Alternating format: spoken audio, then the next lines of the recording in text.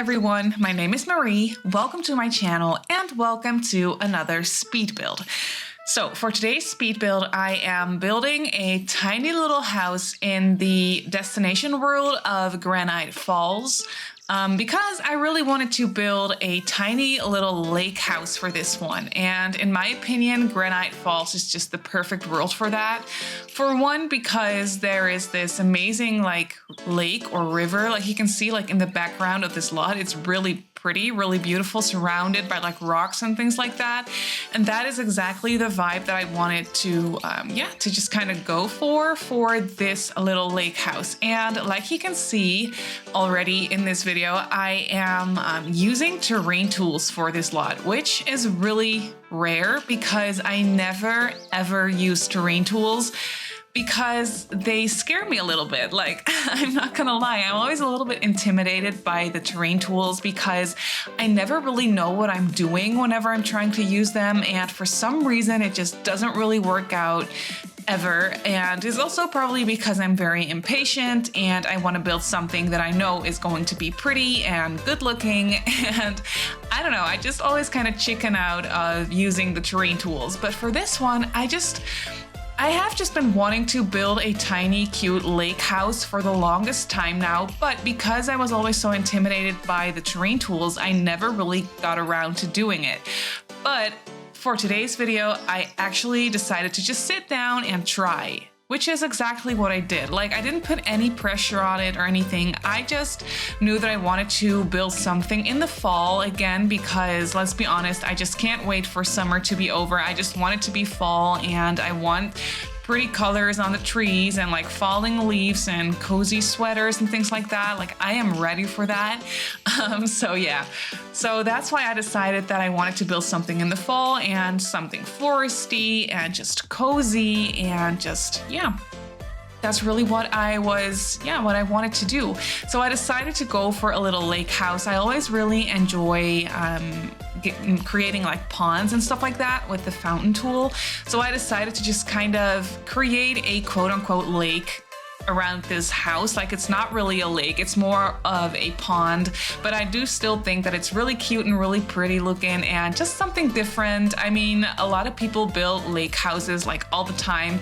I've seen a lot of them and I always think they're so beautiful, but for me this is something different, and this is definitely a first for me. But I was definitely very much enjoying it. But like you can already tell, the majority of this video is going to be landscaping, and I also I didn't even record everything because it was a lot of work. I pretty much used all the landscaping items that you can see on this lot. They're all debug items.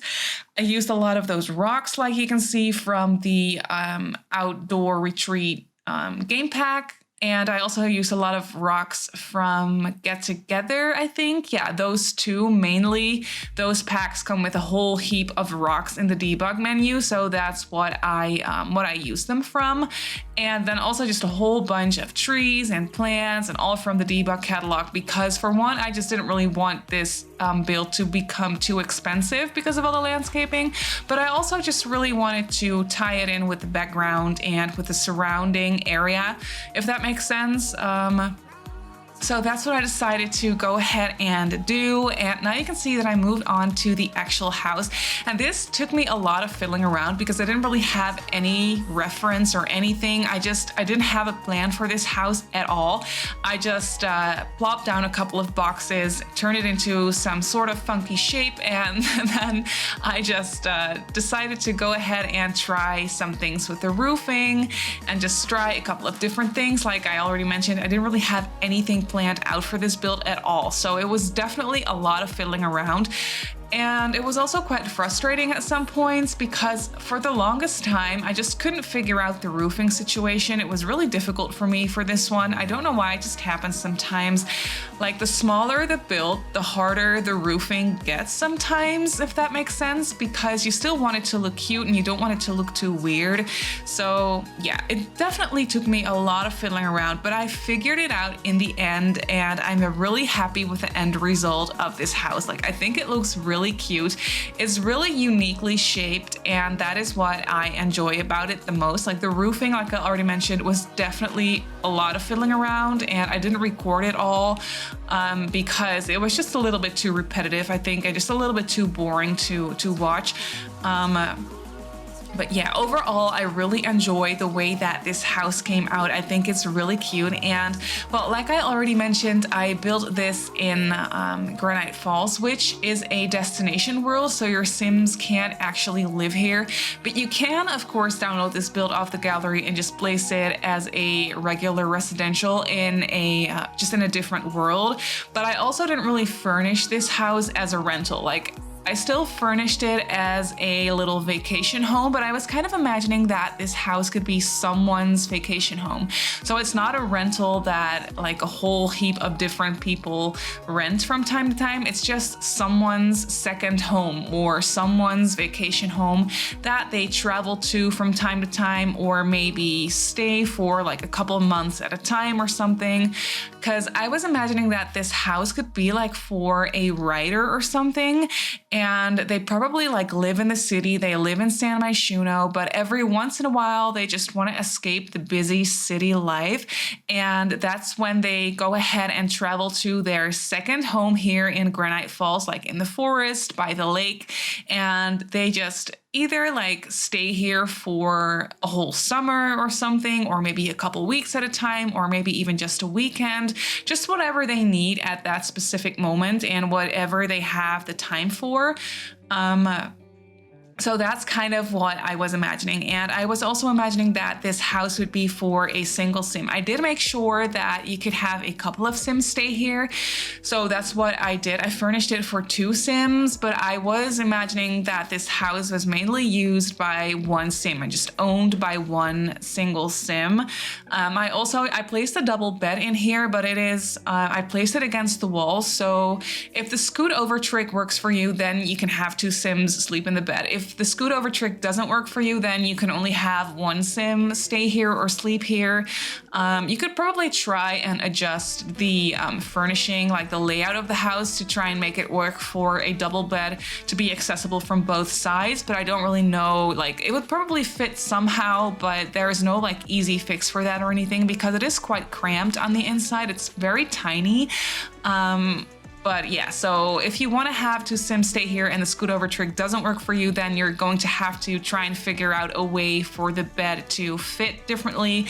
But yeah, I don't know. Just for my storyline, I was thinking that this house would be perfect for a single sim, and just like whenever they want to escape city life and the busy like city of Simmarysims, they just come here and enjoy the nature and enjoy the lake and stuff like that. And like I already mentioned, I thought it would be perfect for a writer because they can easily just take their work with them, and they can just take their laptop or whatever they use to write. And yeah. If they have like a bigger project or something to work on, they can easily just stay here for a couple weeks and work on that project and not be distracted by anything. I just kind of thought that this house would be perfect for that. And you can really see it come together now. You can definitely see that it took me a while to figure out like the roofing and the layout and like the fencing situation and things like that, and the patio situation and stuff, and the little skylight. But by this time I kind of figured it out, and I also figured out the siding of the house, like the wallpaper of the house, and I'm really happy with it. Like, I really like the color scheme. I really like the darker wood tones that I used, and then just some different colored woods on the outside combined with some brick as well, which I think is a really nice combination of textures. And for this house, it just really worked out, and I decided to just turn this little awkward patio space right here into a little planter box area. And then this is the back patio. And later on, you'll see that I placed down a little couch on there for your sim to just hang out and chill and just enjoy the view, look over the lake and stuff like that. So yeah, I just really, in my opinion, this house just looks very relaxing, which is exactly the vibe that I wanted to try and achieve. So yeah, I just overall really enjoyed this build. And the colors are just fairly neutral. You can see that it is really small, though they have a decent sized bathroom in this house, which is really nice. So I don't actually know if it could be an actual tiny house because I didn't use the tiny home residential lot type for this, and I didn't really count the tiles or anything. But to me, it definitely feels like a tiny house. So yeah, and you can see that I kind of just created that like makeshift greenery area here that surrounds the front porch, or the front patio rather.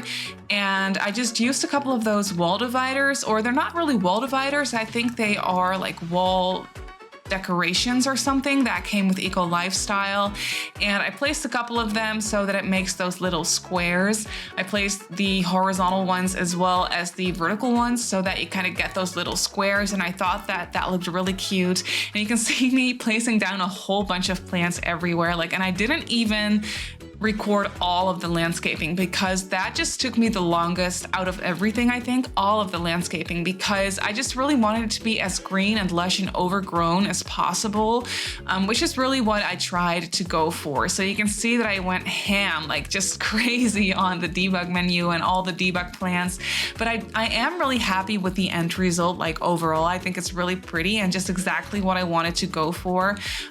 So yeah. This was definitely a first for me, and I'm really happy with the results. So you can always let me know if you like this house, if you think that I did a good job or anything on this little lake house and on the terrain tools. And if you have any tips and tricks on terrain tools, please let me know, because I'm always on the lookout for tips and tricks when it comes to terrain tools, because I'm just not great at it and I don't really know how to work with them. So for this one, I just went ahead and did it, but I didn't really know what I was doing. It just turned out to look like this, and I just worked with it because, I don't know, it just looked all right to me. But if you have any tips and tricks on terrain tools or anything, just please let me know, because I'm very open to, just learn a little bit more about it so that maybe I can become a little bit more, or a little bit less insecure about it, I guess, and just use it a little bit more often, because I do think it makes for really cool and amazing looking builds. And some of you are just so good with terrain tools. Like when I was touring the entries to my shell challenge the other day, there were so many builds that use a lot of landscaping, and I think that those builds are actually what inspired me to just sit down and try and use them now that I'm thinking about it. I think that's where I got the inspiration to just sit down and try it for myself. So if you have any tips and tricks on it, just please let me know, because I'm curious and I want to know. But yeah, here you can see that I moved on to the inside of the house and I placed down a little kitchen. Later on, I did make the kitchen island a little bit smaller. You can see me do that right there because I didn't really have any space left for a nice little seating area or living area, and I used those couches from what's that pack called? My First Pet Stuff, that everybody loves so much. But yeah, I actually really do like those couches, and they make for a really cute sectional, which is something that I don't think I've ever done in one of my builds, but I have definitely seen a lot of people use those couches and create a sectional like I did for this one as well. But yeah, I've never done it before. But for this build, it was just perfect. And that orange color of the couch was exactly what I was looking for as well. So it just kind of all worked out for this build like that. I don't know, sometimes that just happens.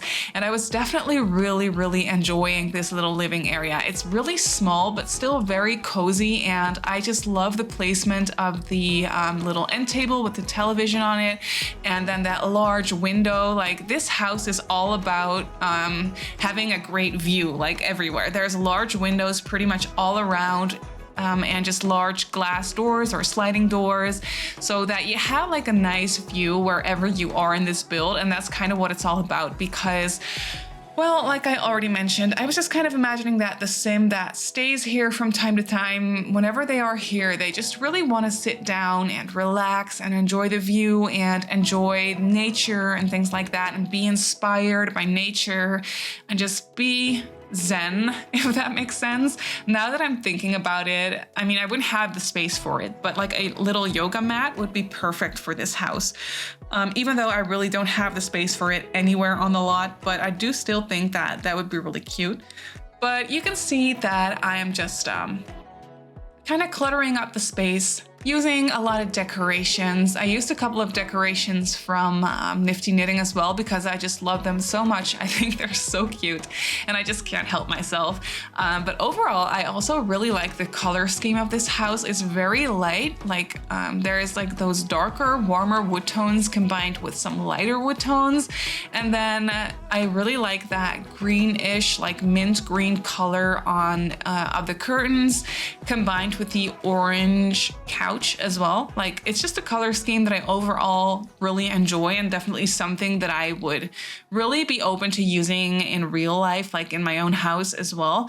And I also really like that exposed brick on that one wall that you can see right there. I think it's really pretty.